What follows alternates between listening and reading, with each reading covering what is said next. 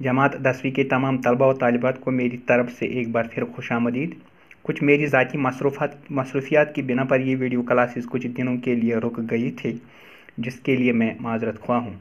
अल्लाह ने चाहा तो आज से लगातार मेरी ये क्लासेस आपको देखने को मिलेगी। जैसा कि आप सबको मालूम होगा कि गज़लियात में हमने पहले ही 3 शुअरा हज़रात की गज़लें पढ़ी, जिनमें मीर तकी मीर, ख्वाजा हैदर अली आतश और गालिब शामिल हैं। अब जो आज हमारा मौजू है वो है शाद अज़ीम आबादी की गज़ल।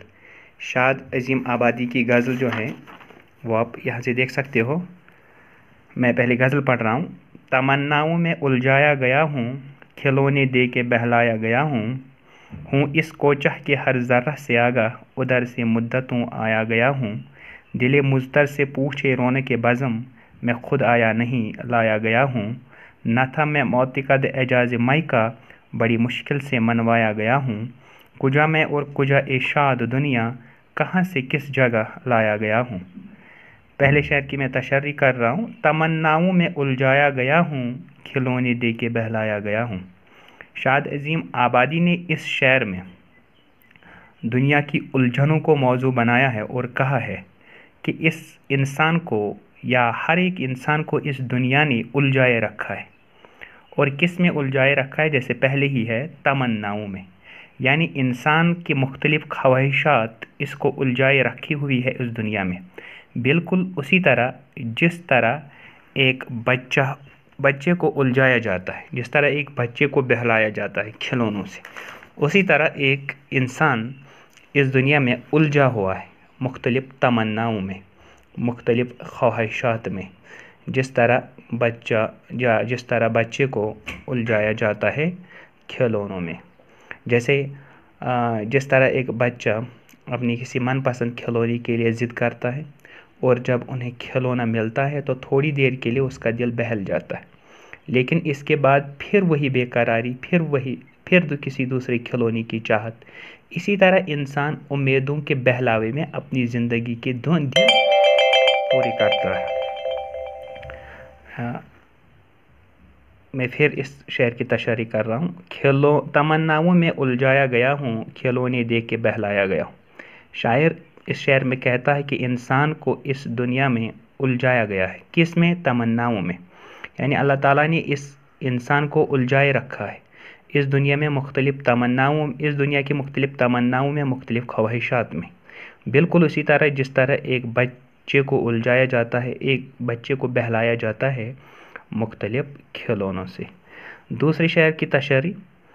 हूँ उस कोचह के हर ज़र्रा से आगा, उधर से मुद्दतों आया गया हूँ इस कोचह के हर ज़र्रा से आगा।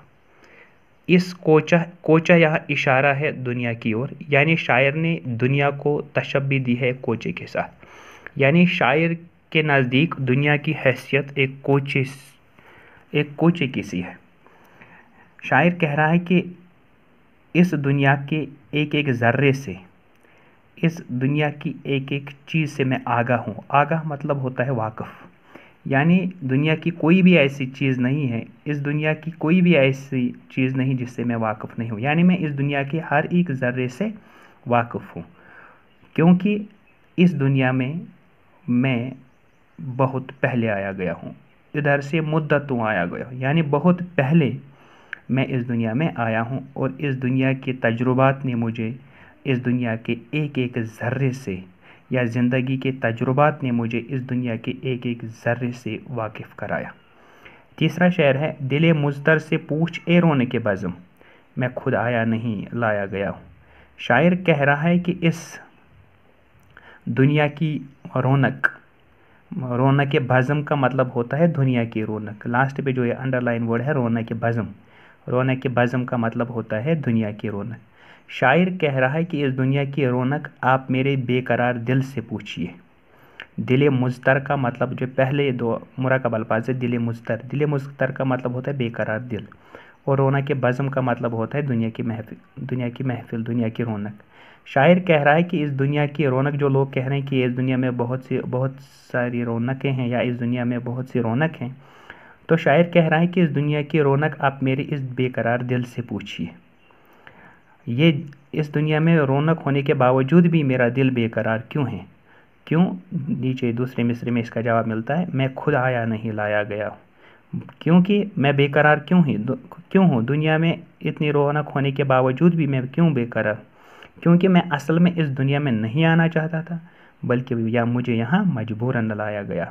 دل مضطر سے پوچھ اے رونق بزم، میں خود آیا نہیں لایا گیا ہوں۔ شاعر اس شعر میں کہتا ہے کہ میرے اس بے قرار دل سے اس دنیا کی کوئی رونق پوچھ لے کہ یہ اس دنیا میں رونق ہونے کے باوجود بھی بے قرار کیوں ہیں، کیونکہ اس کی وجہ یہ ہے میں یہاں خود آنا نہیں چاہتا بلکہ مجھے یہاں لایا گیا ہے۔ ایک اور شعر، نہ تھا میں معتقد اعجاز مائی کا، بڑی مشکل سے منوایا گیا۔ شاعر کہہ رہا ہے کہ میں شراب کے معجزے پہ بھروسہ نہیں کرتا تھا، یقین نہیں رکھتا تھا۔ اعجاز کا مطلب ہوتا ہے عاشق، بھروسہ کرنے، معتقد چاہنے والا، یعنی کہ میں اس مائی کا مطلب ہوتا ہے شراب، یعنی میں اس شراب کے معجزات سے واقف نہیں تھا، میں اس پر بھروسہ نہیں کرتا تھا کہ واقعی شراب میں کوئی معجزہ ہے، کوئی ایسی فطری عمل ہے، لیکن اس دنیا نے مجھے پینے پر مجبور کر، شراب پینے پر مجبور کر، اس دنیا کے غموں نے، اس دنیا کی الجھنوں نے، اس دنیا کی تمناؤں نے، ان تمناؤں نے جو پوری نہیں ہوتی ہے، انہی تمناؤں کے پورے نہ ہونے نے مجھے شراب پینے پر مجبور کر دیا، نہیں تو میں اس شراب کا عادی نہیں تھا، میں اس شراب کے معجزے پر یقین نہیں کرتا تھا۔ نہ تھا میں معتقد اعجاز مائی کا، شاعر کہہ رہا ہے کہ میں شراب کے معجزے سے بالکل ناواقف تھا، بڑی مشکل سے منوایا گیا، لیکن دنیا کی ان ادھوری تمناؤں نے مجھے پینے پر مجبور کر دیا ہے، مجھے منوا لیا۔ کجا میں اور کجا اے شاد دنیا، شاعر نے اس شعر میں اپنے آپ کو بہتر سمجھا ہے۔ کس سے؟ اس دنیا سے۔ کجا میں اور کجا اے شاد دنیا، شاعر کہہ رہا ہے کجا میں، یعنی سب سے پہلے اس نے اپنے آپ ہی کو ترجیح دی ہے، اور کس پر ترجیح دی ہے؟ دنیا پر، یعنی شاعر کہہ رہا ہے کہ میں دنیا سے بہتر ہوں، دنیا سے افضل ہوں۔ کیوں؟ نیچے دوسرے مصرے میں اس کا جواب ہے، کہاں سے کس جگہ لایا، کیونکہ مجھے اس دنیا سے بہتر جگہ سے یہاں لایا گیا، اور دنیا سے بہتر جگہ کون سی تھی؟ دنیا سے بہتر جگہ تھی جنت، کیونکہ جنت سے اس کو یہاں اس زمین دنیا پہ لایا گیا۔ تو اس لیے شاعر کہہ رہے ہیں کجا میں اور کجا اے شاد دنیا، یعنی اے شاد، اپنے آپ سے مخاطب ہو کر شاد عظیم آبادی کہتا ہے اے شاد، آپ اس دنیا سے کہیں زیادہ بہتر ہو، کیونکہ آپ کو اس سے بہتر جگہ سے یہاں لایا گیا ہے۔ انشاءاللہ الرحمن زندگی نے ساتھ دیا تو کل اس سبق میں کے سارے سوالات میں آپ کو سینڈ کروں گا انشاءاللہ، اور اس کے بعد ایک اور غزل جو ہوگی ہماری وہ ہوگی پھانی